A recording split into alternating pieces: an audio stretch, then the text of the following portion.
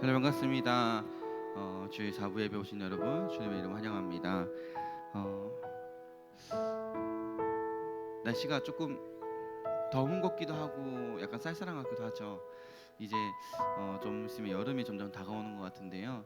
이 무더운 날씨 속에서 우리가 함께 모여서 주님을 찬양하고 주님을 예배하러 나오신 여러분 주님의 이름으로 축복합니다. 우리 시간에 하나님께서 우리 함께 하심을 기억하면서 우리가 주님께 우리 모든 것을 드리면서 오직 주님만이 우리를 다스려달라고, 주님만이 우리가 섬기겠다고 이 시간에 고백하며 헛된 마음 버리고 주님 앞에 나아가 주님을 경배하고 찬양하기 원한다고 우리 시간에 찬양합시다.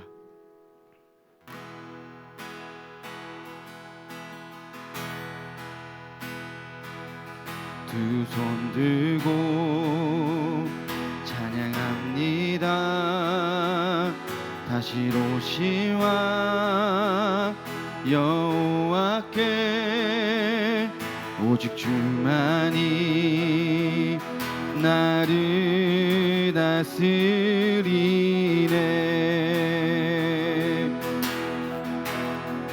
나 주님만을 섬기리.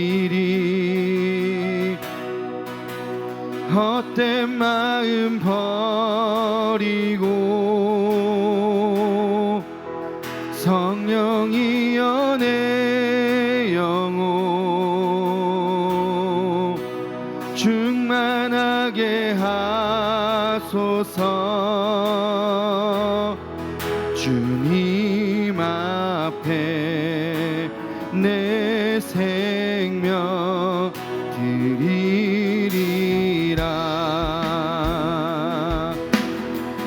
우리 처음부터 고백할까요? 두 손 들고 찬양합니다. 다시 오실와 여호와께 오직 주만이 나를 다스리네. 우리 고백합니다. 나 주님만을 섬기리. 헛된 마음 버리고 성령이여 내 영혼 충만하게 하소서. 주님 앞에 내 생명 드리리라. 나 주님만을 섬기리. 나 주님만을 섬기리. 헛된 마음 버리고 성령이여 내 영혼 충만하게 하소서. 충만하게 하소서. 주님 앞에 내 생명 드리리. 우리 다시 한 번 더 고백합니다. 나 주님만을 섬기리. 헛된 마음 버리고 성령이여 내 영혼 충만하게 하소서. 주님 앞에 내 생명 드리리라. 주님 앞에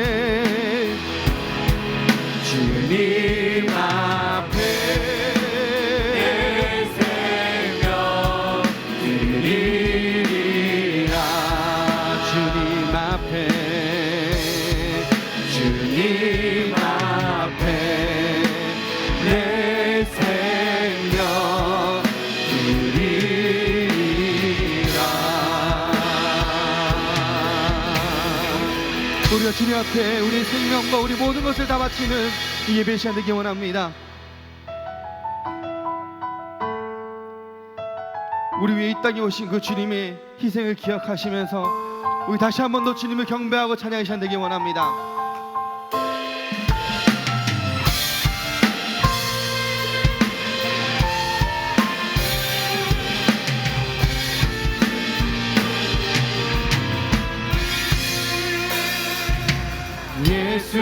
예수님 그의 희생 기억할 때 자기 몸 버려 죽으신 주 나 항상 생명 주신 그 은혜를 마음에 새겨 봅니다.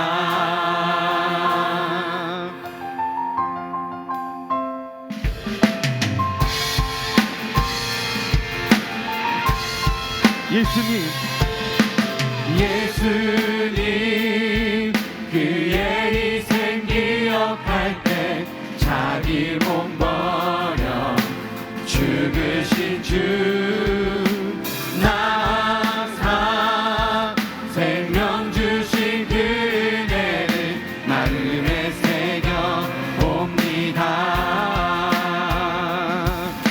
마음에 새겨 봅니다. 주 달리신 십자가를 내가 볼 때 주님의 자비 내 마음을 겸손해 주께 감사하며 내 생명 주께 드리네.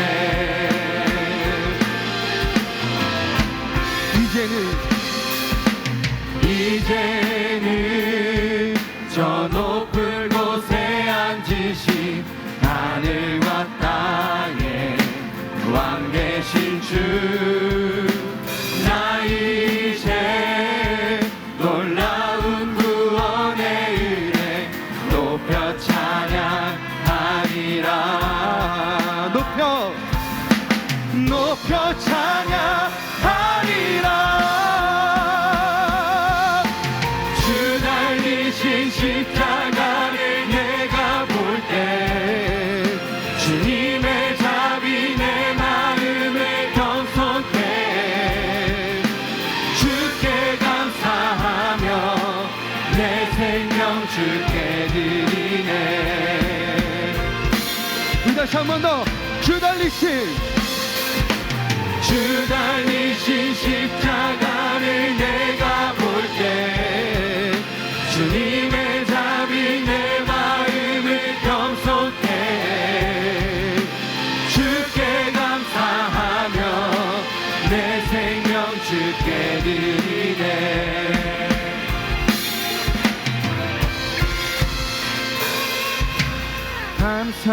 감사드리리 주의 십자가 나의 친구 되신 주. 감사드리리 주의 십자가 나의 친구 되신 주.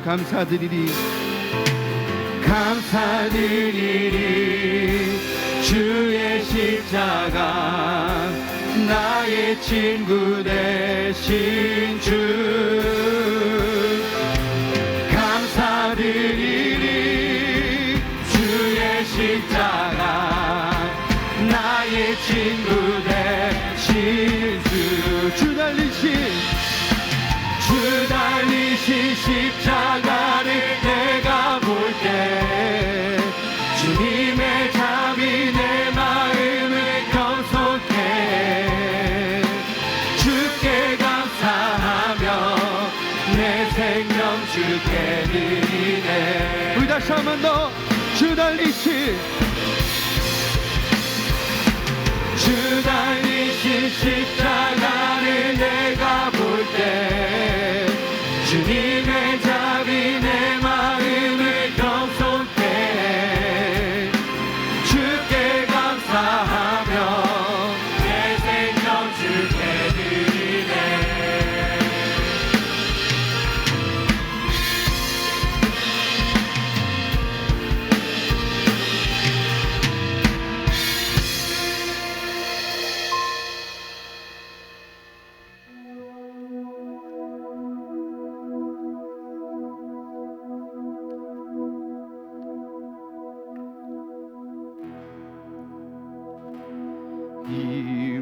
몸의 소망 부엔가 우리 주 예수뿐이세 우리 주 예수 밖에는 믿으리라 주 없도다 굳건한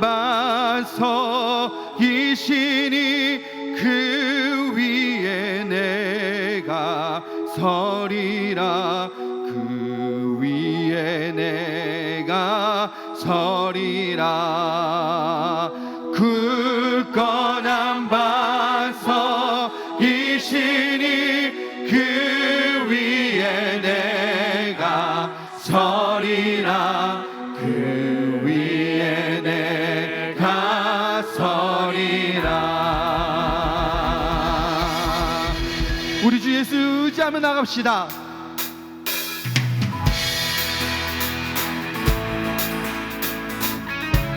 우리 일어나서 막 치며 찬양할까요?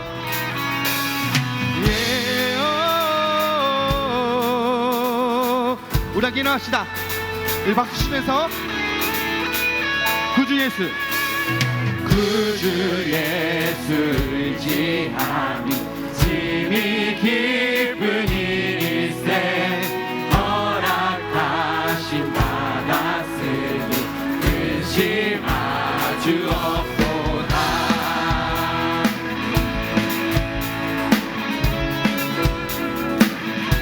구주 예수 구주 예수 의지함이 심히 기쁜 일일세 주를 믿는 나의 마음 그의 피에 젖 예수 예수 예수 예수 믿는 것은 받은 증거 많도다 예수 예수 귀한 예수 믿음 다시 한 번 더 예수 예수 예수 예수 믿는 것은 받은 증거 많도다 예수 예수 귀한 예수 믿음 더욱 주소서 구주 예수 의지하여 죄악 벗어버리네 안위 받고 안위 받고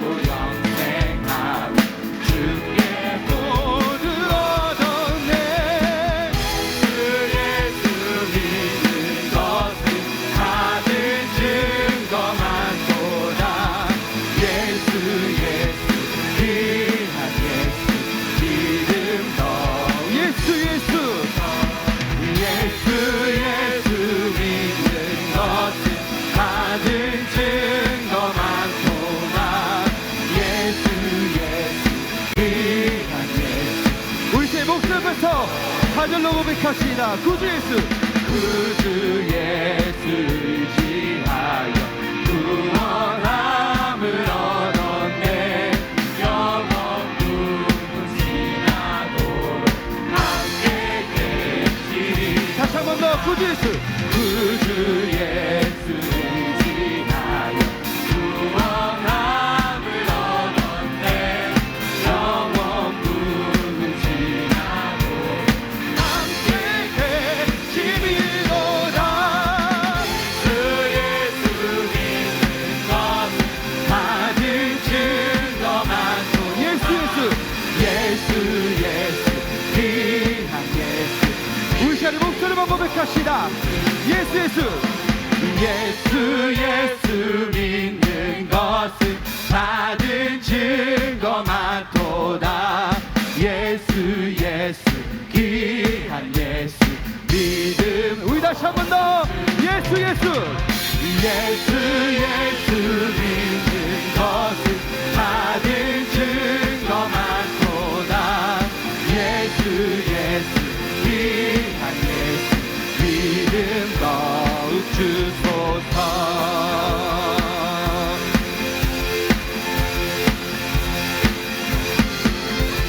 우시기 영광 박수 올리기 원합니다. 우리 모든 주님께 이 찬양을 바랍니다.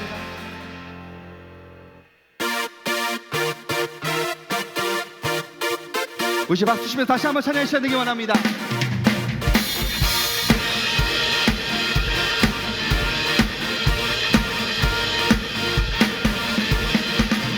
주님은 아시네 주 사랑하는 마음 이전보다 더 주님 알기 원해.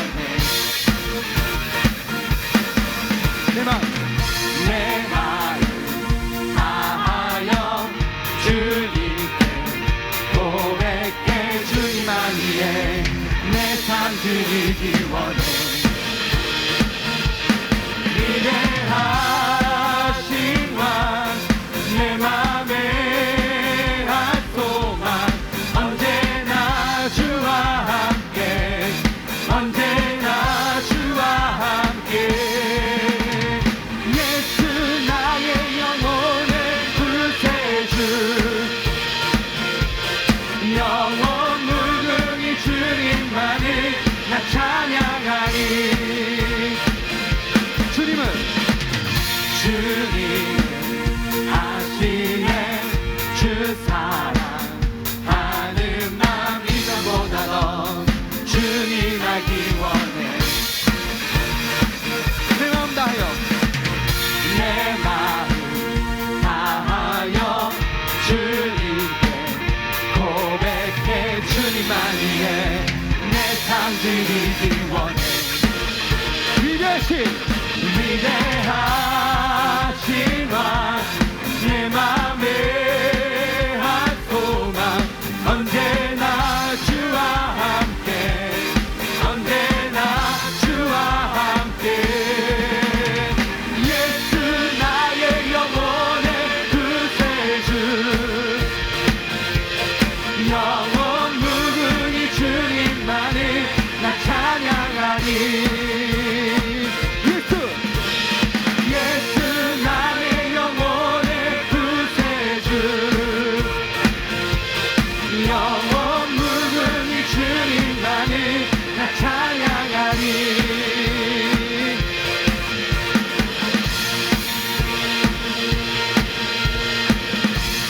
우리 고백할까요? 위대하신 왕 내 맘에 한 소망 언제나 주와 함께 언제나 주와 함께 언제나 주와 함께 언제나 주와 함께. 예수 나의 영혼의 구세주 영원 무궁히 주님만을 나 찬양하리. 우리 고백합시다. 예수 나의 영혼의 구세주. 아멘. 영원 무궁히 주님만을 나 찬양하리. 우리 영원히 주님만을 찬양하는 우리 삶이 되기 원합니다. 우리의 경험을 쏠리기 원합니다. 주님을 영원히 찬양합니다. 아멘.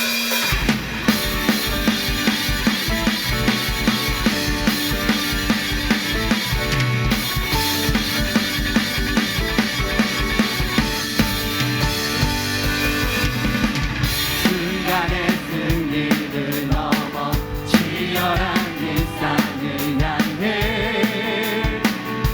부르신 그 길을 따라 어제의 눈물을 넘어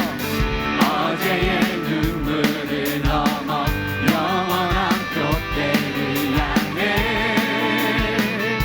세우신 그 길을 따라 연단 속에 주신 계획 주 날 만드시네. 찬란한 그 영광의 빛 매일매일 달려가리.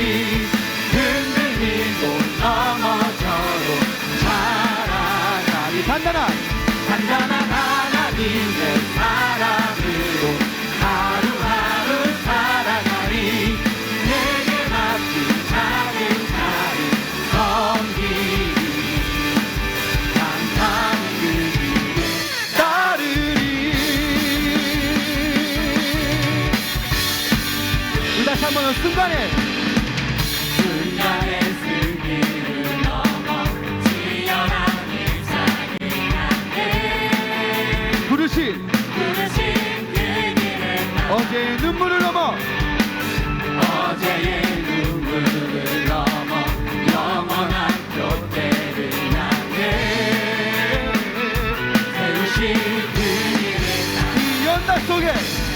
연단 속에 주신 계획 주 나의 만드시네 찬란한 그 영광의 길 매일매일 달려가리 흔들리고 넘어져도 살아가리 찬란한 하나님의 사랑으로 하루하루 살아가리 내게 맡긴 차근차근 다시 한 번 더 찬란한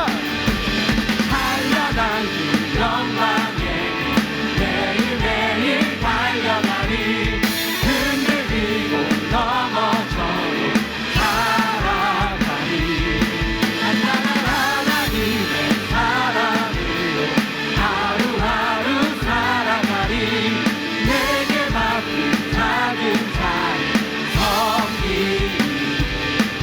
하나님 그 길에 따르리.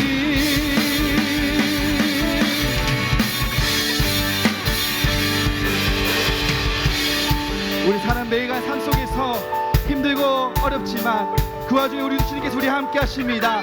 그 주님이 우리 영원히 함께 하시고 임마누엘 하나님이 우리 영원히 함께 하시기 때문에 더욱더 주님을 찬양합시다. 찬란한 그 영광의 길 매일매일 흔들리고 넘어져도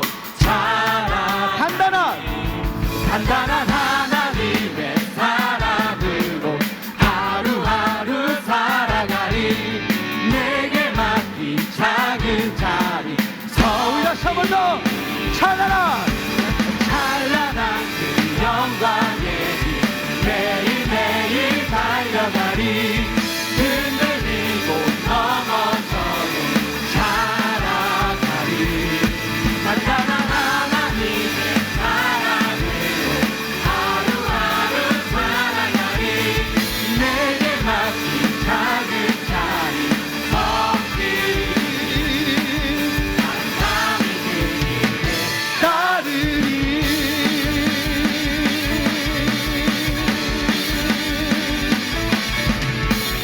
우리가 담담히 그 주님에게 맡겨진 그 사명을 걸어가는 삶이 되기 원합니다.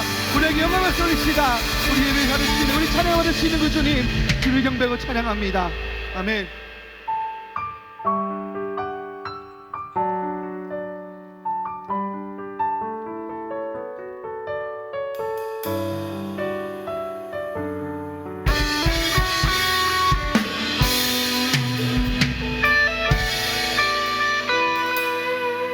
주님 말씀하시면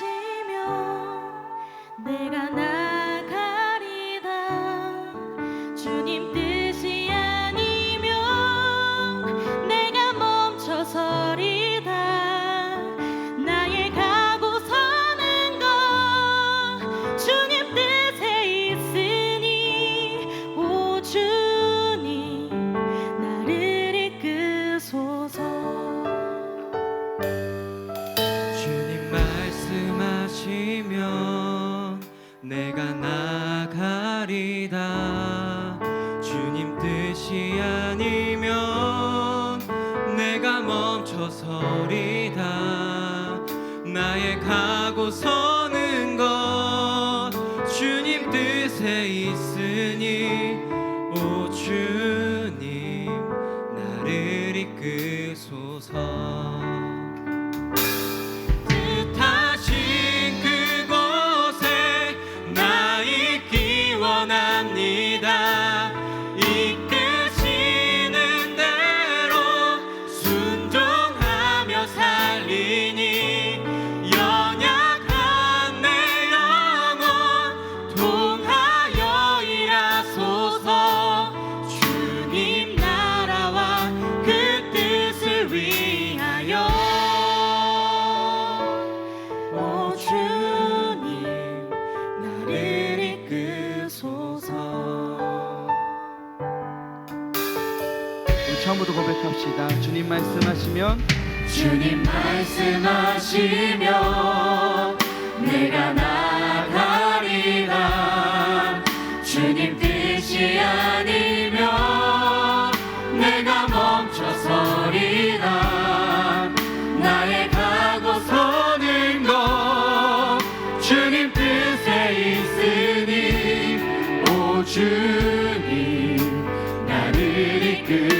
주소서. 뜻하신 그곳에 나 있기 원합니다. 이끄시는 대로 순종하며 살리니 연약한 내 영혼 통하여 일하소서. 주님 나라와 그 뜻을 위하여 뜻하신 그곳에 나 있기 원합니다.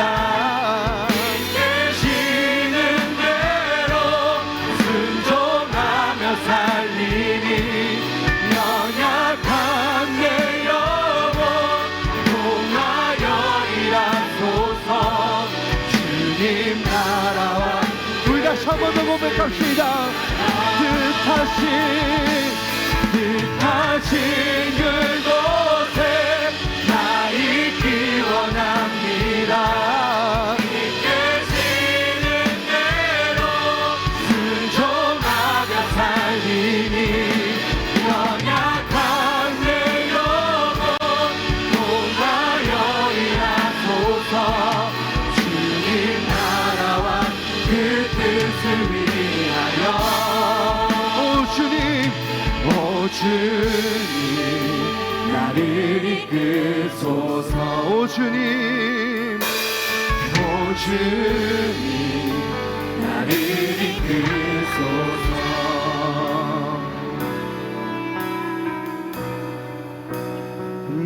모든 시선을 주님께 드리고 살아계신 하나님을 느낄 때 내 삶은 주의 역사가 되고 하나님이 일하기 시작한 모든 시선을 주님께 드리고 전능하신 하나님을 느낄 때 세상은 주의 나라가 되고 하나님이 우리 다시 한 번 더 고백합시다. 모든 시선을 주님께 드리고 살아계신 하나님을 느낄 때 내 삶은 주의 역사가 되고 하나님이 일하기. 우리 마지막으로 고백합시다. 모든 시선을 주님께 드리고 전능하신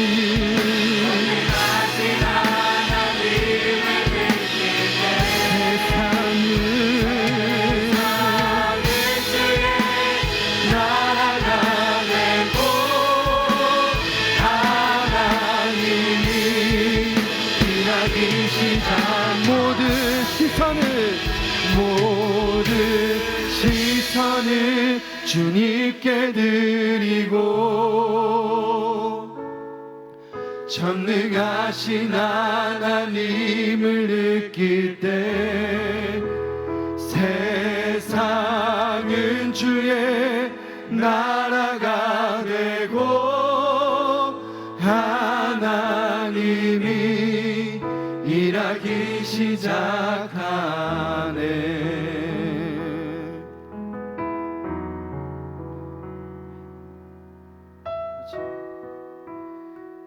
우리가 이 시간 기도하기 원합니다. 우리 주님께서 말씀하시면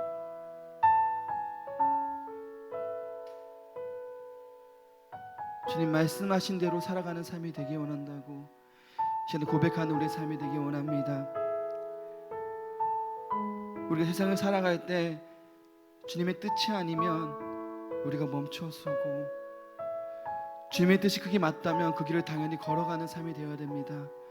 그렇지만 우리의 삶 속에서는, 세상의 삶 가운데는 정말로 주님 말씀하신 대로 살아가기에는 우리의 믿음이 너무 연약합니다. 연약한 우리의 마음들을 고치시고 바로 세우시는 분은 우리 영원히 함께 하신다고 말씀하시는 예수 그리스도십니다. 우리 그분을 따라 걸어가는 삶이 되기 원합니다. 그분을 따라, 그분의 모습을 따라 살아가는 우리 삶이 되기 원합니다. 우리 삶 가운데서도 주님을 아버지라 외치며 주님 높여 찬양할 수 있는 그런 삶이 되기 원한다고, 주님께서 말씀하신 뜻대로 걸어가는 삶이 되기 원한다고, 나의 시선이, 나의 마음의 시선이 오직 주님만을 향하는 우리의 삶이 되기 원한다고, 세상이 원하는 돈과 명예, 권력이 아니라 주님께서 말씀하시는 그리스도의 삶으로, 주님께서 원하시는 하나님 나라를 확장하는데 내 이 한 몸 바쳐서, 나의 삶을 바쳐서 주님의 나라를 확장하는데 사는 삶이 되기 원한다고 우리 시간에 통성으로 기도하며 나아갑시다. 아버지, 우리의 시선이 주님이 하기 원합니다. 주님 말씀하시는 대로 나아가는 삶이 되기 원합니다. 주님의 뜻이 아니면 멈추시고 그 뜻으로 우리 삶을 살아가는 우리 삶이 되게 하여 주시고, 아버지 주님을 찬양하고 존경합니다.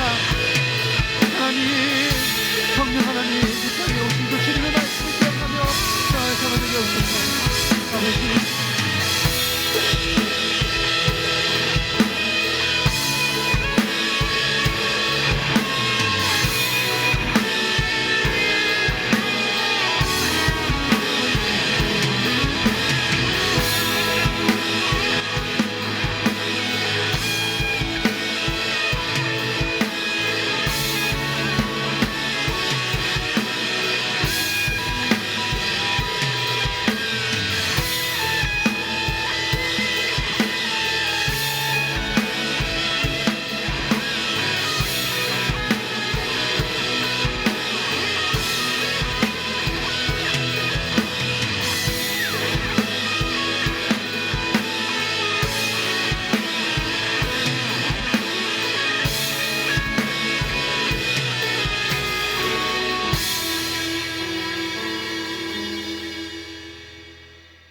사랑의 하나님, 함께 모여 예배할 수 있는 공간과 시간을 허락해 주심에 감사합니다.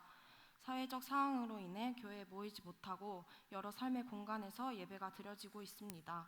그 자리를 지키는 모든 지체들을 기억하여 주시고 온전히 하나님께 드려지는 예배가 될 수 있도록 인도하여 주세요. 세상의 빛이 되라고 말씀하신 주님, 이 시간 우리는 그 말씀을 기억하며 살았는지 돌아보기 원합니다. 누구보다도 사랑을 베풀어야 할 우리가 남을 제일 미워하고 시기하며 살지는 않았는지, 누구보다도 세상의 가치를 쫓으며 살아가지 않았는지 돌아보기 원합니다. 남을 미워하기보다 사랑을 베푸는 삶을 살 수 있도록, 세상에서의 성공보다 주님의 말씀을 따라 살아갈 수 있도록 청년들에게 담대함을 허락하여 주세요. 코로나 바이러스의 재유행으로 인해 사회가 다시 혼란에 빠져 있습니다.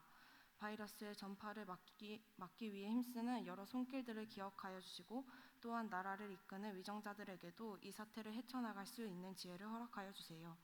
속히 무너진 일상의 회복이 일어나길 소망합니다.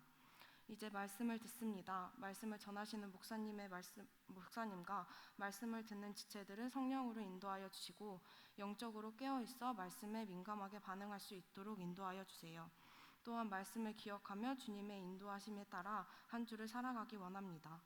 항상 제일 좋은 것을 허락하시고 삶에 동행하여 주시는 주님을 기억합니다. 예수님의 이름으로 기도드립니다.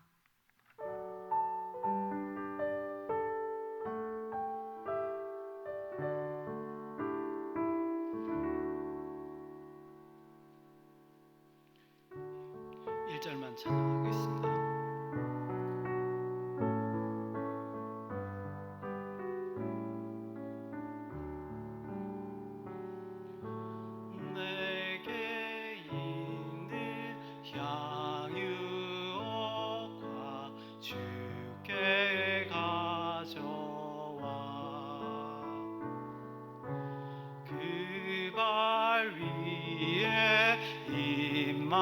맞추고 개들이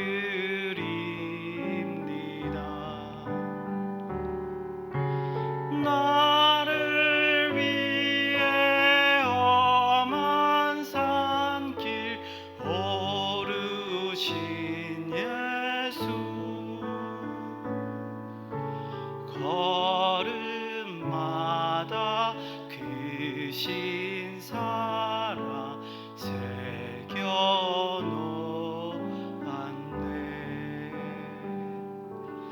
참으로 고마우신 아버지 하나님, 은혜를 감사합니다. 이렇게 우리를 불러 모아 주셔서 예배드릴 수 있도록 허락하심도 감사한데, 말씀을 듣고 찬양하며 하나님 앞에 나올 수 있도록 인도하심을 진정으로 감사를 드립니다. 하나님의 은혜에 감사하여 이렇게 헌물로 하나님께 봉헌하고자 합니다. 아버지 하나님, 하늘에서 기뻐 받으시고 함께 하시사 하늘의 놀라운 복으로, 땅의 기름진 복으로 채워주실 뿐만 아니라 이 물질이 쓰이는 곳마다 하나님의 나라가 확장되어 우리가 모은 이 물질이 크게 쓰임바 되는 귀하고 복된 역사가 우리 가운데 있도록 인도하여 주시옵소서. 물질을 드린 손길 위에 하나님께서 은혜 베풀어 주시기를 원하오며, 걸어가신 예수님의 이름으로 감사드리며 기도드리옵나이다. 아멘.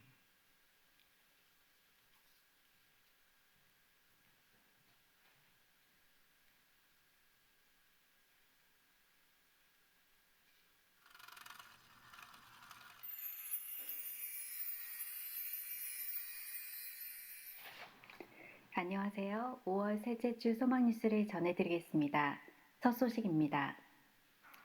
5월부터는 예배당에 모여서 2부, 3부, 4부 예배와 수요 저녁 기도회를 드립니다.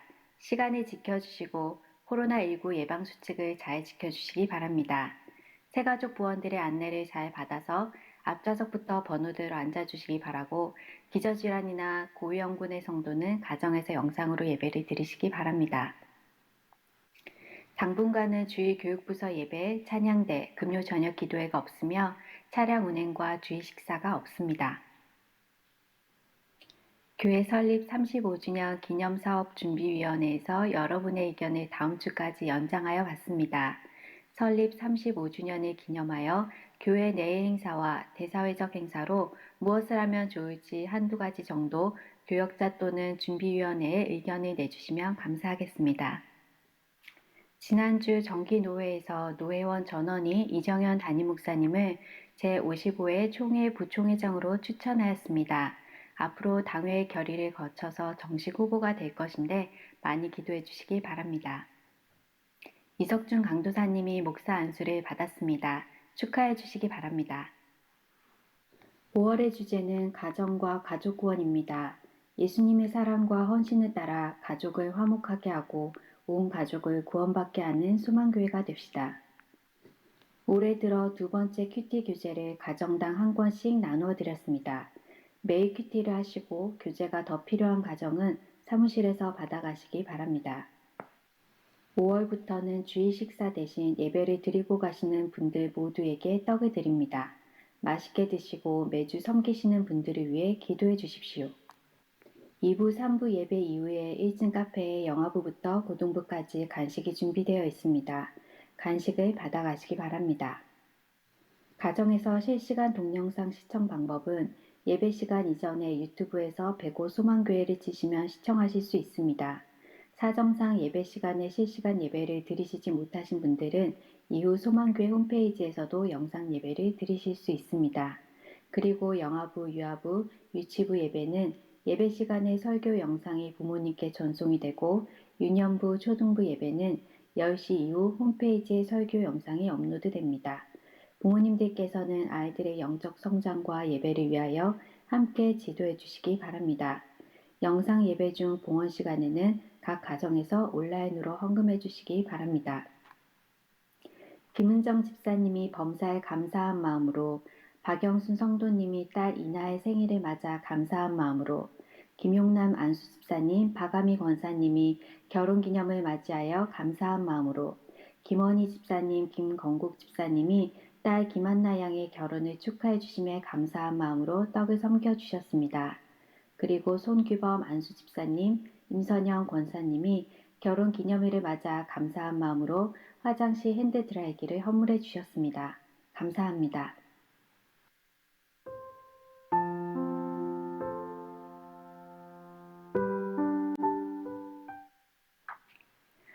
오늘도 허락해 주신 하나님의 말씀에 따라서 행복한 가정을 이뤄나가고 온 가족을 구원하는 소망교회 성도님들이 되시기 바랍니다. 행복한 주일 되세요. 고맙습니다. 예, 광고 한 두 가지 더 드리겠습니다. 우리 청년부 주보에는 안 나와 있지만 금방 소망의 소식도 보셨습니다만 우리 담임 목사님께서 지금 부총회장 후보로 지금 이제 입후보 하신 상태입니다. 이제 교회에서 허락을 하시면 입후보라는데 저희 교단이 저희 교회가 속한 교단이 대한예수교 장로회 대신 측입니다. 이제 대신 측의 그 교단에서 부총회장이 되면 그 다음 해는 올해 이제 10월달에 총회가 열려서 부총회장으로 선출이 되시면 그 다음에는 총회장님이 되시는 겁니다. 그러니까 교단의 가장 큰 어른이 되시는 겁니다. 이렇게 앞으로 우리 교회에 담임 목사님이 큰 일을 맡으실 텐데 우리 청년들이 합심해서 좀 기도할 필요가 있어요. 원래 큰 일을 맡을 때 마귀가 역사하는 것이고요. 그리고 또 유혹이 많은 거고 그렇습니다. 또 분쟁이 많아지고 그렇습니다. 그래서 우리 청년들도 이런 기회에 기도하셔서 우리 담임 목사님 우리 교단에 큰 일을 하실 때 잘 수행하실 수 있도록 봉사 잘 하실 수 있도록 기도해 주셨으면 좋겠습니다. 그리고 또 경사가 하나 더 있네요, 그죠? 이석준 강도사님께서 이제 목사 안수를 받으셨습니다. 이제 강도사님 보실 때마다 이제 강도사님 그러시면 안 돼요. 목사님 하셔야 됩니다. 목사 안수를 받으셨고요. 그 다음에 1청년 4패밀리 5패밀리 우리 예배 끝나고 1층 카페에서 저하고 잠깐 면담이 있으시겠습니다. 오늘 본문 말씀을 보시죠. 레위기 4장 원래는 1절에서 35절인데 저희는 오늘 1절에서 13절까지만 읽겠습니다. 제가 가지고 있는 구약 성경 150면쯤에 위치하고 있습니다. 레위기 4장 1절에서 12절까지의 말씀을 저하고 교독하시겠습니다. 제가 홀수절, 여러분들이 짝수절, 마지막 12절은 합독하겠습니다. 여호와께서 모세에게 말씀하여 이르시되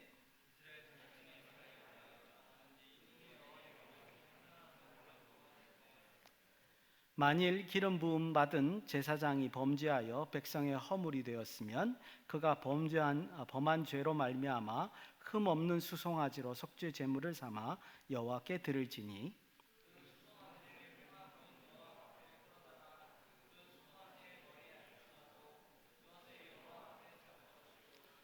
기름 부음을 받은 제사장은 그 수송아지의 피를 가지고 회막에 들어가서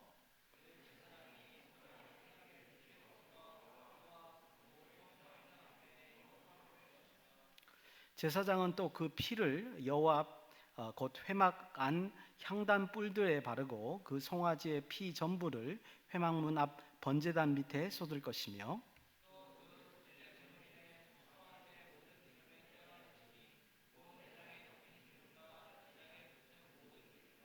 두 콩팥과 그 위에 기름 곧 허리 쪽에 있는 것과 간에 덮인 꺼풀을 콩팥과 함께 떼어내되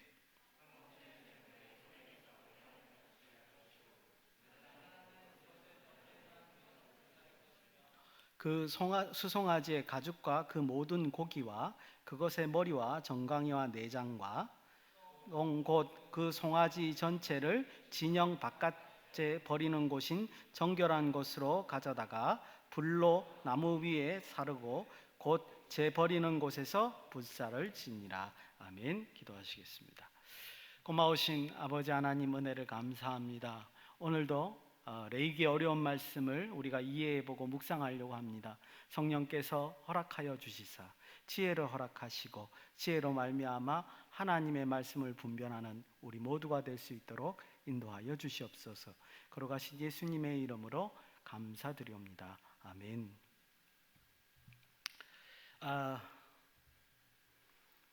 레위기 4장 1절에서 35절의 말씀을 이제 보는데요.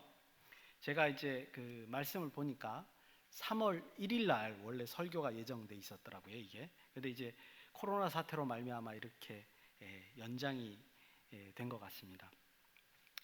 그래서 오늘 이제 5월 17일인데 레위기 4장 말씀을 보려고 합니다.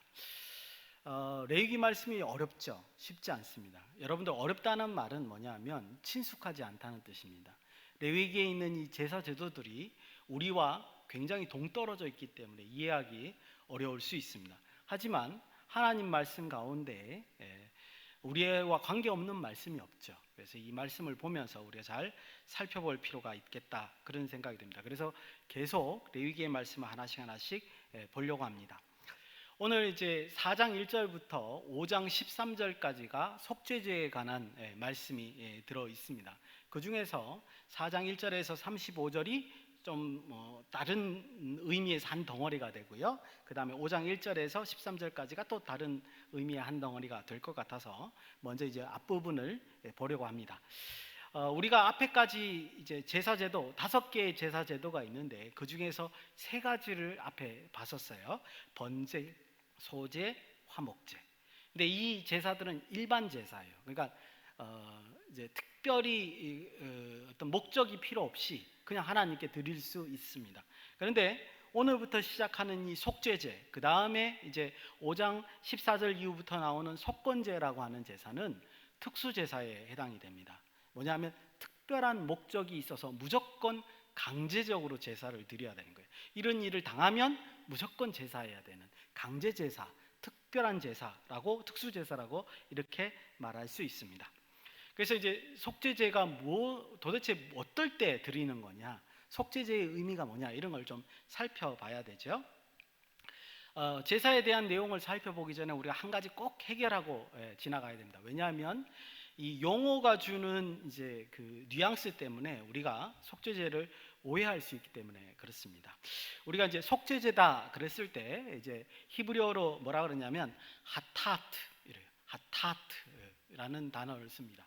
하타트라는 단어는 하타라는 동사가 있는데 그게 이제 죄를 짓다라는 동사예요. 특히 성경에는 한 3가지 정도의 죄에 대한 용어가 있는데 특히 하타는 뭐냐면요, 우리가 이렇게 화살을 쏘잖아요. 그러면 그 관역에서 벗어난 죄예요. 그러니까 하나님의 길을 걸어가다가 살짝 비껴나가서 다른 길로 가는 거, 이런 죄를 하타라고 합니다. 그래서 이제 이 하타에서 와서 하타트라는 이제 속죄제라고 하는 용어가 생겼는데, 그러다 보니까 제목을 뭐라고 지었어요? 속죄제라고 이름을 지은 거예요. 그러니까 죄를 속하는, 예수님이 우리의 죄를 대신해서 없애주잖아요. 그러니까 그런 제사다, 이런 뜻을 갖게 되죠. 근데 문제는 뭐냐면 앞에서 우리가 말했던 일반 제사들, 번제, 소제, 화목제, 이런 제사 속에서 죄를 사하는 것, 죄를 없애는 역할을 하는 게 없냐 이거예요. 달리 말하면 이 속죄죄가 만약에 죄를 사하는 죄라고 한다면, 대속하는 제사라고 한다면, 그러면 이것 말고는 이제 다른 방식으로는 죄를 속하게, 없애게 하는 방법이 없느냐 이거죠. 근데 아니거든요. 앞에서 쭉 봤듯이 뭐요? 이 번제도 그렇고 화목제도 그렇고 소제도 그렇고 뭐요? 죄를 없애는 역할을 한단 말이에요. 그러면 왜 이것을 굳이 속죄제라고 하느냐라는 거죠. 그렇죠? 의미가 무색해지잖아요. 그리고 또 이상한 점이 있습니다. 뒤에 이제 레위기 12장 같은 데 보면 여인이 출산하고 나면 이제 그래서 다시 제사를 드릴 수 있는 자격이 생길 때 이 속죄제를 드립니다. 그런데 여인이 출산하고 온 게 죄인가요? 그건 아니잖아요. 그죠? 이상해요. 그 다음에 뭐 나실인이 서원을 완수했을 때 또 이 제사를 드리고요. 새로 지은 제단을 봉헌할 때도 이 속죄제를 드린단 말이에요. 그러니까는 지금 금방 말한 것처럼 죄를 사하는 제사다라고 말하기에는 뭔가 이상하다는 거죠. 그러니까 처음부터 용어를 하타라는 동사에서 왔기 때문에 그렇게 이름을 지었더니 나중에 알고 보니까, 내용을 보니까 좀 뭔가 맞지 않다는 거죠. 그래서 학자들이 알고 보니까 이거는 속죄제라기 하기보다는 정결제가 맞다, 깨끗하게 하는 제사다, 이렇게 여러분들이 이해하시면 좋을 것 같습니다. 그래서 이 제사의 중심적인 기능은 뭐냐면 정결케 하는 기능이 있다라는 것을 좀 기억하셔야 되고, 오늘 이제 그 본문을 보실 때 이거 지금 깨끗게 하는 거예요. 뭔가 모르게 죄로부터 우리를 깨끗게 하는 거다라는 그 생각으로 본문을 이해하시면 참 좋을 것 같아요. 오늘 찬양단 리더가 이제 찬양을 준비를 하셨는데 제가 제목만 보고 갸우뚱했는데 가사를 보니까 잘 찾으신 것 같아요. 감사드립니다. 그래서 이제 내용을 보실 때 잘 한번 보셨으면 좋겠습니다. 레위기 4장 전체적인 구성을 보면요, 제가 12절까지만 읽었죠. 3절에서 12절은 제사장이 범죄를 했을 경우입니다. 그 다음에 13절에서 21절은 온 이스라엘의 회중이 죄를 짓는 경우입니다. 22절에서 26절은 족장이 죄를 짓는 거고요. 27절에서 35절은 평민들이 죄를 짓는 경우를 설명하고 있습니다. 근데 그 내용이 계속 반복적이에요. 그래서 전부 다를 볼 필요는 없고요. 제가 대제사장에 해당되는 앞에 부분만 이제 본문을 보고 이해를 하고 거기에서 다른 것들과 좀 차이점이 있다면 그런 차이점을 들어서 이게 이 제사가 무슨 의미인가를 여러분들한테 말씀을 드리는 방식으로 가려고 합니다. 전부 다 읽지는 않을 거예요. 하지만 이번에는 좀 하나의 말씀을 꼼꼼하게 볼 겁니다. 여러분들 이렇게 본문을 어려워도 꼼꼼하게 보기 시작하면요, 성경에 대한 지식이 넓어질 뿐만 아니라 이 제사라는 게 결코 우리와 상관없는 것이 아니구나라는 걸 이제 느끼게 되죠. 그래서 성경에 관심이 많아지게 되고 이 레위기도 굉장히 친숙하게 되고, 그리고 제가 제일 처음 레위기 설교할 때 그랬죠. 레위기는 하나님과 동행하는 방법을 알려주는 겁니다. 오늘도 그런 요소가 있다는 거죠. 2절 말씀 우리 같이 한번 읽어보겠습니다. 2절입니다. 시작. 이스라엘 자손에게 말하여 이르라. 누구든지 여호와의 계명 중 하나라도 그릇 범하였으되. 아까 제가 구분을 해드렸는데 3절부터 시작입니다. 대제사장 얘기는요, 그죠? 그래서 2절은 전체 4가지 단락을 묻고 시작하는 출발점에 있다고 볼 수 있습니다. 그리고 느끼셨는지 모르겠지만 이 2절 속에는 속죄제를 드리는, 제가 이제 나중에 정결제라고 용어를 바꾸겠습니다만, 속죄제의 목적이 정확하게 뭔가를 알려주고 있습니다. 발견 못하셨죠, 그죠? 어떤 단어냐면 번역이 잘못돼서 그래요. 그릇 범하였으되라는 말입니다. 그릇 범하였으되라는 말이 히브리어로 비시가가 좀 이상하죠? 비시가가라는 뜻인데, 이 말이 실제로는 그릇 범하다라는 뜻이 아니에요. 그릇 범하다는 사전적으로는 어떤 일을 사리에 맞지 않게 잘못 행하다 이런 뜻인데, 그 뜻이 아니고 원래 뜻은 뭐냐면 비고의적으로, 부지 중에, 우리 다른 쪽의 성경에는 그렇게 번역이 돼 있어요. 고의적이지 않은 그런 죄를 범하였을 때 요 비시가가라는 말을 쓴다는 거죠. 그래서 지금 2절에서 나타나는 바 속죄제는 뭐예요? 비고의적인 죄를 지었을 때 드리는 제사인 거예요. 이게 이제 목적이 딱 여기서 드러나는 거죠. 그러면 우리는 그걸 알아야 된다. 비고의적인 죄가 뭘까요? 일단 상식적으로 들어가 보죠. 첫 번째는 뭐죠?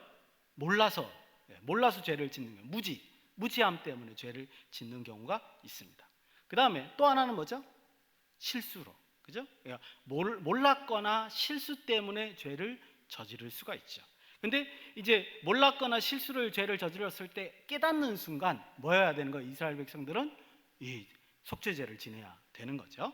그 다음에 많은 학자들이 이 속죄제에 관한 것들 쭉 연구하다 보니까 한 가지가 더 있어요. 한 가지 범주가 더 있습니다. 여러분들, 저도 물론 이제 하나님 앞에, 여러분들한테는 부끄러워서 말을 못하지만 하나님 앞에 저도 죄를 짓죠. 그리고 늘 회개하고 죄를 안 지으려고 노력하는데, 이렇게 실수나 몰라서 죄 저지른 거 외에 뭐도 있죠? 유혹을 못 견뎌서, 세상에 있는 유혹이라든가 혹은 마음속에 있는 어떤 그런 죄의 소욕을 다스리지 못해서 그 유혹에 결국은 빠져버려요. 그래서 죄를 저지르는 것도 여기 뭐야? 비고의적으로 저지르는 죄에 해당한다, 이렇게 보인다는 거죠. 여러분들 죄를 짓게 되면 압니다, 보통 자기가, 그죠? 자기가 이게 지금 나쁜 짓이라는 걸 알고 저지르죠. 그래서 학자들이 늘 고민하는 거예요. 고의로 안 저지르는 죄가 어디 있어? 알게 되면 다 고의로 저지르게 되는데, 그랬는데 비고의적이라는 말을 조금 더 의미를 확장해서 내가 유혹에, 인간이 연약하다 보니까 유혹에 빠져서 죄를 저지르는 거예요. 그 대신 이거는 반대의 의미를 보면 이러면 안 된다는 걸 압니다. 그러면 성경에 고의로 저지른 죄가 뭐냐? 이게 이제 히브리어로 뭐냐면 베야드 라마. 베야드는 손으로, 라마는 높이, 손을 높이 들면서 저지르는 죄를 고의로 저지르는 죄예요. 손이 높이 들면서 저지르는 죄라는 건 무슨 뜻이에요? 아주 뻔뻔하게 당당하게 죄를 짓는다는 뜻이에요. 그러니까 지금 우리가 비시가가를 설명할 때는 비고의적이라는 말은 뭐냐면 하나님 앞에서 대들면서 죄를 저지르는 거 말고, 내가 유혹에 빠져서 죄를 저질렀는데 어떻게 한 거야? 하나님 잘못했습니다. 제가 또 이렇게 유혹에 빠졌군요. 또 이렇게 범죄하고 말았습니다. 이렇게 될 때는 뭐까지 갈 수 있다고요? 속죄죄로, 제사로 사함을 받을 수 있다. 이렇게 여러분들이 이해하시면 좋겠습니다. 그래서 이 양쪽 극단을 여러분들이 꼭 아셔야 돼요. 그래서 2절이 굉장히 중요한 의미를 갖게 되는 겁니다. 비고의적으로 죄를 지었을 때 대속하는 제사가 바로 속죄제다, 정결제다. 만약에 여러분들 뻔뻔스럽게 하나님 앞에서 아닌 듯하게 막 대들면서 죄를 저지르는 건요, 고의로 저지르는 죄는 절대로 속죄함이 없습니다. 이스라엘은 돌로 쳐서 죽였죠, 그죠? 3절을 보시겠습니다. 이제 본격적으로 들어갑니다. 만일 기름 부음 받은 제사장이 범죄하여 백성의 허물이 되었으면 그가 범한 죄로 말미암아 흠없는 수송아지로 속죄 제물을 삼아 여호와께 드릴지니. 자꾸만 여러분들이 눈이 날카로워지시기를 바랍니다. 이상한 말이 여기 하나 들어있죠? 뭐죠? 기름 부음 받은 제사장이 범죄하였는데 누가 허물이 돼요? 백성의 허물이 돼요. 이런 게, 이때 허물이 죄책이거든요. 죄의 책임이거든요. 아니, 죄는 제사장이 짓는데 왜 백성이 그 죄책의 대가를 받느냐 말이죠. 이게 굉장히 이상한 겁니다. 왜 그럴까 궁금한데 한 개만 더 보고 그 다음에 설명을 드리겠습니다. 뒤에 말, 흠 없는 수송아지로 속죄 제물을 삼아.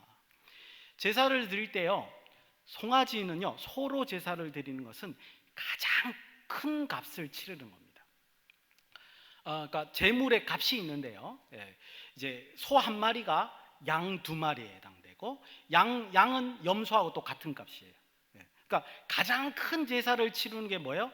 이 지금 제사장이 드리는 이 속죄제다, 소 한 마리를 드리는 거다, 이렇게 보시면 돼요. 2배를 드리는 거죠.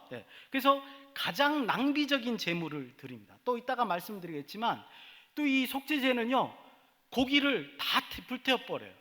하나님께 올려드리는 것도 아니고 그 성막 바깥쪽에 버리는 데 가서 불로 태워서 없애버려요. 고기를. 이유는 좀 이따 말씀드리겠습니다. 그러니까 뭐요? 소 한 마리를 잡아놓고 고기를 다 태워서 버리면 가죽도 다 태워버려요. 굉장히 낭비되는 거죠. 뭔가 이게 암시하는 바가 있는 겁니다. 그런 제물이라는 거죠. 그리고 또 하나가 뭐냐면요, 이 제사장이 드리는 소 한 마리의 제물의 값이 그 다음 단락 13절부터 나오는 온 이스라엘 회중인 전체가 죄를 지은 값과 똑같습니다. 온 이스라엘이 죄를 지어도 소 한 마리예요. 그러니까 이 말은 뭐냐면 제사장의 죄의 값과 이스라엘 전체의 죄의 값이 어떻다는 거예요? 동일하다는 것을 지금 의미하는 거죠.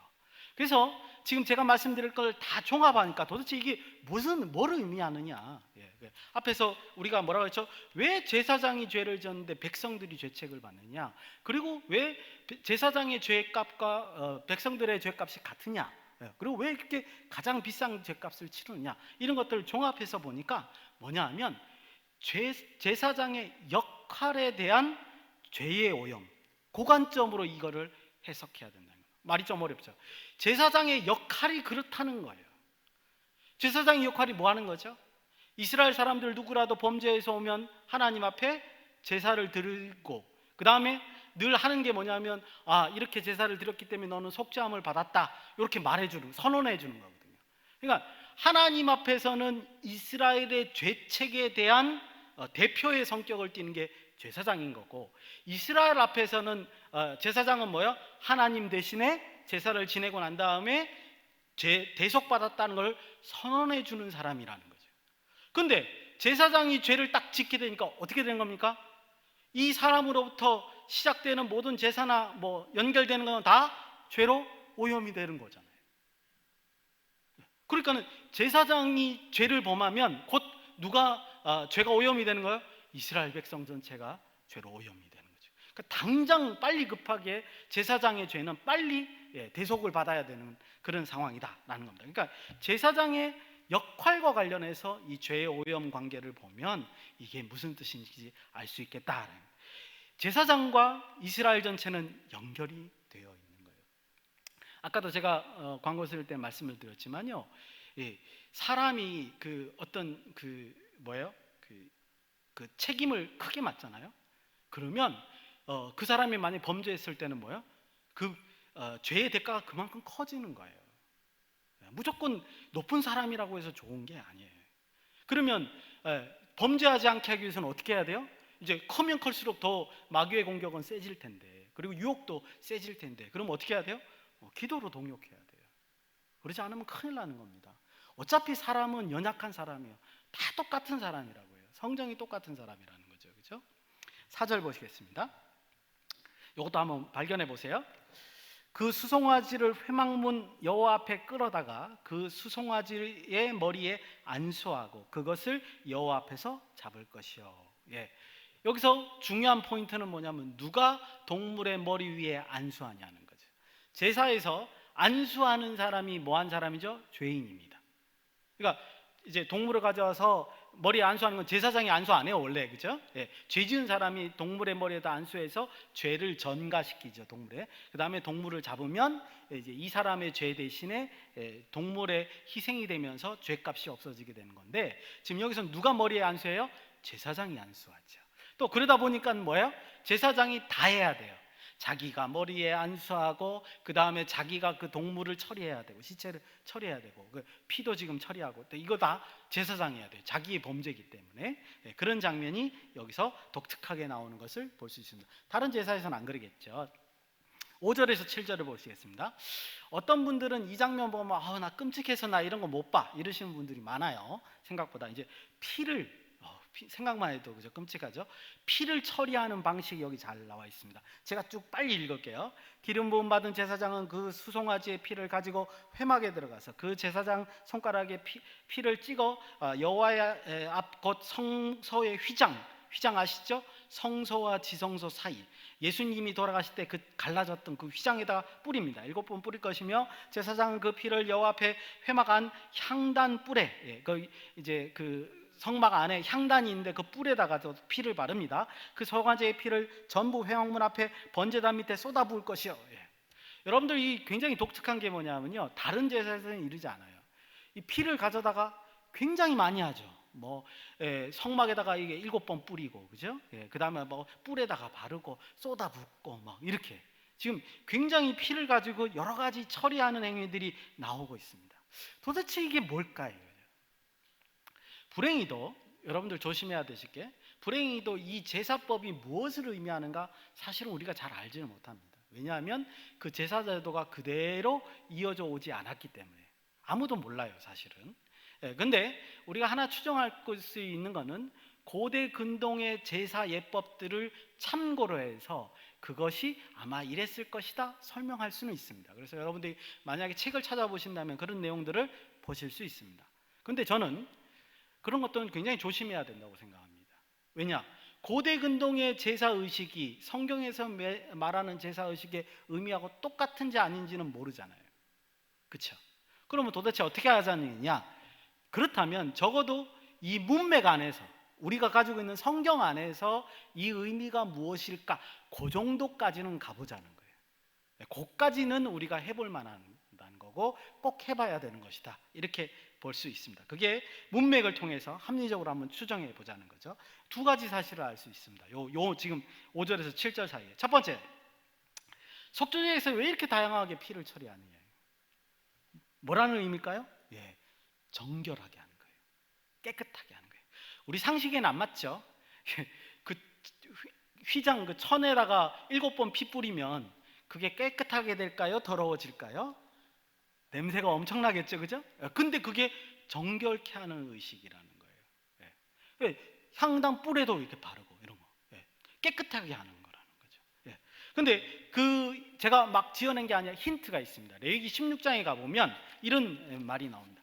이스라엘의 자손의 부정에서 제단을 성결케 할 것이요, 깨끗게 할 것이요. 이런 말이 레위기 16장에 나오기 때문에 이 피 뿌리는 건 전부 다 깨끗하게 하는 거구나, 이렇게 우리가 이해할 수 있습니다. 즉 지금 이 피를 여러 가지 방식으로 여기 붙이고 저기 붙이고 하는 방법은 뭐냐 하면 죄로 오염된 것을 말이 안 되지만 닦아내는, 깨끗하게 하는 과정이다. 그거를 형상화시킨 것이다. 이렇게 이해할 수 있습니다.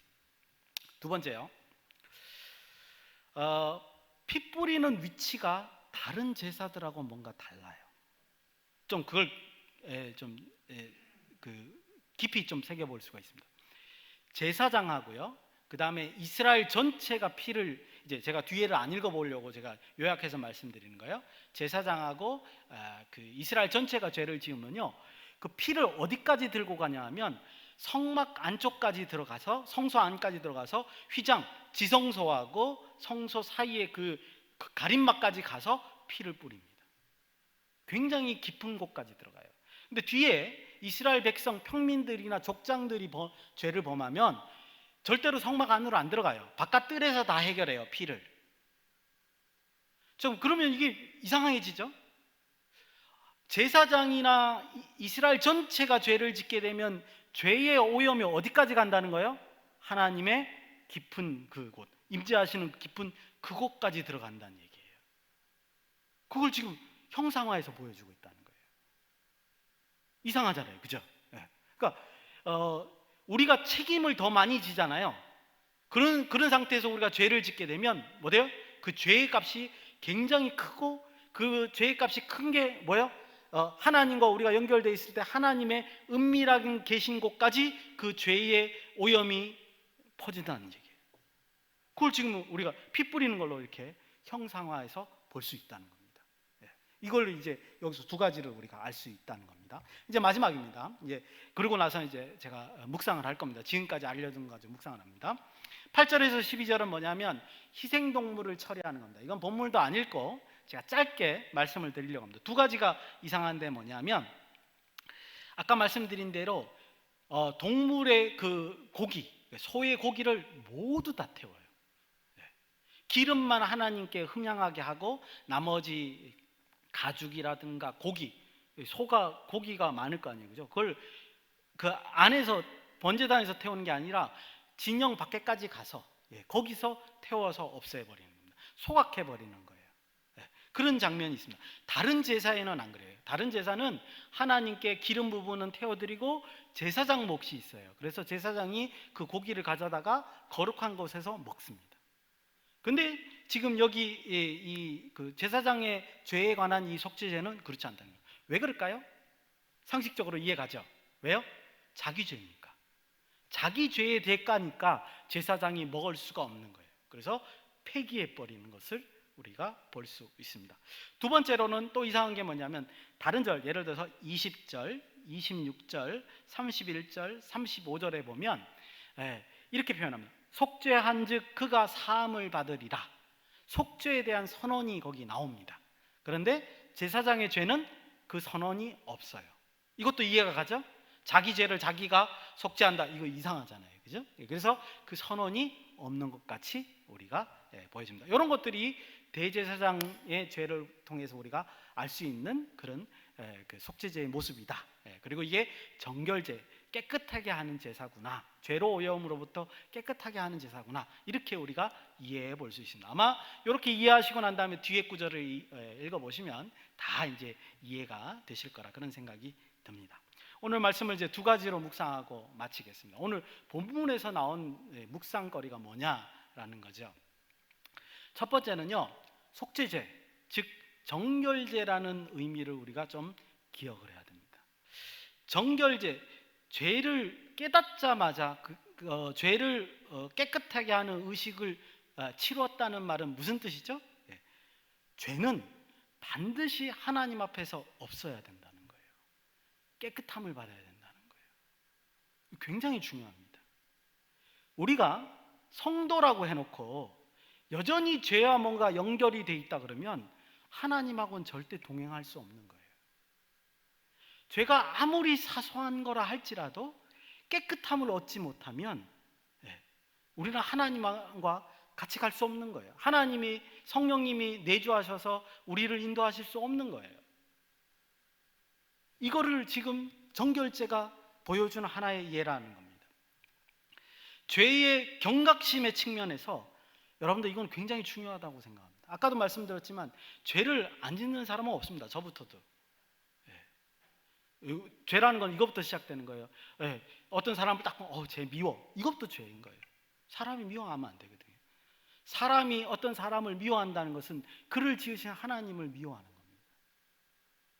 누가 죄를 안 지을 수 있어요? 그러면 어떻게 해야 되냐? 속죄제를 드려야 되는 거죠. 여기 정결제를 드려야 돼요. 현대에 와서의 정결제는 뭐죠? 내 죄가 예수 그리스도의 보혈로 깨끗하게 되어진다라고 믿고 고백하고 회개하는 거죠. 이런 일을 하지 않으면 안 된다는 거예요. 이거를 오늘 제사제도를 통해서 아주 중요하게 형상화하는 것이 하나 있었습니다. 아까 우리 설명하면서 하나 봤죠. 뭐예요? 죄가 크면 클수록, 즉 책임을 맡은 자가 크게 책임을 맡은 자가 죄를 짓거나 이스라엘 전체가 죄를 지었을 때 어떻게 하죠? 하나님의 임재하시는 은밀한 곳까지 죄가 침투하죠. 그래서 거기를 정결하게 했었어야 되잖아요. 여러분들 그걸 거꾸로 한번 생각해 보십시오. 하나님의 은밀한 처소까지 죄가 오염이 된다고 한다면 죄 지은 우리는 어떻겠어요? 더 말도 아닌 거예요. 더 말도 아닌 거예요. 아무리 사소한 죄라도 그 죄의 오염은요, 우리의 깊은 곳까지 들어가는 거예요. 우리의 마음까지 들어가요. 오염시키는 거예요. 마음이 오염되면 구약에서 마음은 행동의 그 시발점입니다. 출발점입니다. 보고 말하고 행동하는 거에 대해 뭐예요? 출발점이 마음이라는 거예요. 거기가 뭐예요? 오염되는 거예요. 사소한 죄라도 여러분들 그냥 넘기시면 안 됩니다. 에이 쯤이야 큰일 납니다. 그러다 보면 뭐예요? 내가 원하지 않는 길로 죄의 유혹으로 점점 가게 되는 겁니다. 굉장히 중요한 원리인 거죠. 아무리 작은 죄라도 그것은 결단코 하나님과 동행할 수 없다는 점에서 우리는 죄의 부분을 심각하게 고려해야 됩니다. 사도 바울이 이런 말을 했습니다. 악은 어떤 모양이라도 버려라. 그 모양 자체도 따라하지 말라는 거예요. 비슷한 짓도 하지 말라는 거예요. 사도 바울은 이렇게 했습니다. 구약의 잠언을 보니까요, 재밌는 표현이 하나 있습니다. 저는 생각할 때 이 잠언 16장 19절에 있는 이 표현이요, 굉장히 우리의 마음의 어떤 모습을 정확하게 꼭 집어서 얘기해 주는 거라고 생각합니다. 그냥 읽으면 이게 그 뜻인지 몰라요. 겸손한 자와 함께하여 마음을 낮추는 것이 교만한 자와 함께하여 탈취물을 나누는 것보다 나으니라. 이거 별로 상관이 없는 것 같은데 제가 해설을 해드릴게요. 교만한 자와 함께 탈취물을 나눈단 말은 우리 시대는 잘 없죠. 옛날에는 전쟁을 했잖아요. 전쟁에서 승리하면 뭐요? 전부 다 내 거죠. 그래서 남의 그 탈취물을 공짜로 가져오는 게 굉장히 이 인간의 그 사악한 욕심을 자극하는 부분이에요. 근데 지금 잠언에서 뭐라면 그것보다 더 나은 게 있다. 그게 뭐냐? 이렇게 하면 죽으러 가는 길이고, 그거 말고 더 나은 게 뭐냐? 겸손한 자. 근데 이 겸손한 자가 히브리어로 보면 가난한 자예요. 제가 볼 때는 가난하다고 말해야 돼요. 가난한 자와 함께 마음을 낮추는 것이다. 자, 다시 한번요. 어디 힘이 세가지고 남한테 가서 탈취해가지고 와서 그 재물을 나누어서 기쁨을 누리는 것보다 가난한 자가 없잖아요. 그 없는 마음 얼마나 결핍했겠어요. 지금 얼마나 배가 고프고 그러겠어요. 그 사람과 겸손한 마음을 서로 나누는 것이 훨씬 낫다는 거예요. 왜요? 그것이 곧 생명이기 때문에. 그렇죠? 만약에 교만한 자하고 탈취물을 나누게 되면 어떻게 해요? 점점 악에 빠져 들어가는 거예요. 차라리 굶고 하나님이 주시겠지 하면서 겸손한 마음을 누린 것이 훨씬 생명에 이롭다고 잠언서는 우리에게 말해주는 겁니다. 결론적으로 말하면 이런 거죠. 우리는 무지와 실수와 유혹에 의해서 비고의적인 죄를 지을 수 있습니다. 하지만 중요한 것은 이것을 발견하는 순간 즉시로 뭐예요? 깨끗하게 해야 됩니다. 그리고 다시는 그 죄에 빠지지 않도록, 유혹당하지 않도록 자신뿐만 아니라 서로를 경계시켜야 합니다. 그러지 않으면 큰일 납니다. 아무리 작은 사소한 죄도 우리는 점점 하나님에게서 아까 하타 보셨죠? 벗어나게 되는 거예요. 그것을 정확하게 지적하는 거예요. 그 자체가, 정결죄 자체가. 두 번째입니다. 앞에서 말씀드린 것 같이 하나님의 받은 사명이 클수록 죄에 대한 죄책, 만약에 그 사람이 죄를 지면 죄의 대가는 커지는 겁니다. 우리가 보통 나를 위해서나 가족을 위해서 이런 기도 많이 하죠. 큰 일을 감당하게 해주십시오. 크게 성공하게 해주십시오. 크게 부유하게 해주십시오. 이렇게 기도를 합니다. 근데 본문의 시각은요, 좀 다르게 우리에게 얘기하죠. 과연 그게 옳으냐? 큰 일을 하기를 원하는 게 옳으냐? 제가 생각할 때는요, 그 사명의 크기는 우리가 정하는 게 아니에요. 사명이라고 하는 것은 소명, 하나님의 부르심의 내용이거든요. 그걸 우리가 사명이라고 그러거든요. 하나님이 어떤 목적으로 우리를 불렀냐 하는 거죠. 그건 내 마음대로 하는 게 아니라 누구 마음대로 하는 거예요? 부르신 자 마음대로 하는 거죠. 그러니까 내가 그 사명을 크게 해달라고 기도하는 것은 어쩌면 좀 앞뒤가 안 맞는 그런 내용일 수 있다는 거죠. 그러면 도대체 우리가 기도해야 될 게 뭐냐? 첫 번째는 뭐죠? 내 사명이 뭔가를 알게 해달라는 거죠. 당연히 사명을 찾아가는 기도를 해야 됩니다. 그 다음에 두 번째는 뭐죠? 그 허락하신 사명대로 그 길을 잘 걸어갈 수 있도록, 특별히 오늘 본문에 의하면 뭐요? 죄와 결부되지 않도록 그런 기도를 해야 되는 게 마땅한 거예요. 이렇게 생각하실 분도 있습니다. 내 사명이 너무 작아. 왜 하나님은 나를 이렇게 못나게 나셨지? 왜 내 달란트는, 내 재주는 이거밖에 안 되는 거야? 그렇게 생각하실 수 있습니다. 근데 여러분들은 믿음을 하나 가지고 계셔야 됩니다. 하나님께서는요, 내게 꼭 필요한 것, 내가 충분히 감당할 수 있는 사명을 주신다는 거예요. 어쩌면 우리가 해야 될 일은요, 큰 일을 맡는 게 중요한 게 아닙니다. 하나님은 우리한테 큰 일을 맡기시려고 하신 게 아닐 수 있다는 거예요. 물론 우리 가운데는 큰 일을 하실 분도 있습니다. 근데 더 중요한 거는 뭐냐면 열매를 맺게 하려고 하시는 거죠. 그 열매는 내가 맺는 게 아니잖아요. 성경에 의하면 뭐요? 저절로 예수님한테 포도나무 가지처럼 들러붙어 있으면 열매가 맺어지는 거거든요. 즉 죄와 결부돼서 가지에서 떨어지지 않게끔 노력하기만 하면 열매는 맺혀지는 거예요. 큰 열매, 많은 열매를 맺는 게 중요한 게 아니라 우리를 통해서 뭐요? 열매를 맺혀지게 하는 것, 이게 더 중요할 수 있다는 겁니다. 옛날에 우리 한국 교회에 복음을 전했던 선교사님들, 그 죽음들, 여러분들 놀랍지 않습니까? 그 선교사님들의 무덤이 우리 한국 땅에 있어요. 그들의 피가 이 땅에 있단 말이에요. 그래서 지금 우리가 이렇게 복음을 받고 예배를 드릴 수 있는 거예요. 그런데 어떤 사람들은 그들의 죽음에 대해서 비웃었을 수도 있잖아요. 그 죽이려고 했던 사람들은 그잖아요. 너희 죽으면 끝이지 라고 했지만 사실은 그 복음의 열매가 이렇게 주렁주렁 열려 있는 거죠. 우리가 보는 관점에서는 그게 우리의 사명이 작을 수 있다고 생각할 수 있습니다. 하지만 그 열매가 얼마나 크고 놀라울지는 우리는 모르는 거예요. 우리는 단지 뭐 하는 거예요? 믿는 거예요. 나를 통해서 하나님께서 그 일을 감당하게 해주실 것이다. 그래서 우리가 취해야 할 태도는요, 이겁니다. 겸손한 태도로 하나님께서 허락하신 일을 잘 감당할 수 있도록 깨어있는 것, 서로 깨워주는 것. 그래서 두렵고 떨리는 마음으로 한 걸음 한 걸음씩, 늦어도 돼요, 한 걸음 한 걸음씩 하나님께서 그 지시한 길을 걸어가는 것, 이런 것이 굉장히 중요할 것이라는 생각입니다. 그러면 하나님께서는 반드시 우리를 통해서 뭐요? 열매를 맺을 거라는 거예요. 내 힘으로 하는 게 아니라. 이런 은혜가 저와 여러분들에게 있기를 예수님의 이름으로 축원합니다. 기도하시겠습니다. 고마우신 아버지 하나님, 은혜를 감사합니다.